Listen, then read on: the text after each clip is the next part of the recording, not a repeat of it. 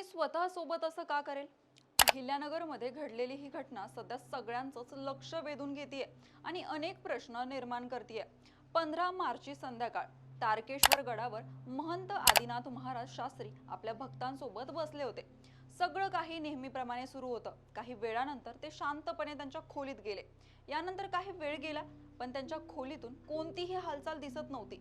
शेवटी कोणीतरी आत गेल्यावर जे दृश्य समोर आलं ते अत्यंत धक्कादायक होतं. त्यांनी स्वतःच आपल्या गुप्तांगावर शस्त्राने वार केले होते. त्यानंतर ते त्यांच्या खोलीतच पडून होते आणि कोणीतरी आत गेल्यावर ते रक्तबंबाळ अवस्थेत आढळले. त्यांना तातडीने रुग्णालयात दाखल करण्यात आलं.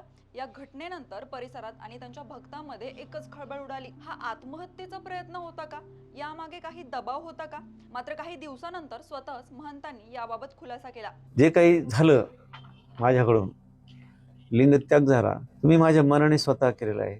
त्याच्यामध्ये कोणाचं काही नाही, त्रास नाही कोणाचा, मला काही नाही. सध्या माझी प्रकृती स्थिर आहे आणि मी लवकरच गडावर परत येणार आहे, असंही त्यांनी स्पष्ट केलं. तरीही प्रश्न अजूनही कायम आहे. खरंच हा केवळ वैयक्तिक निर्णय होता का, की यामागे काही वेगळं कारण दडलंय?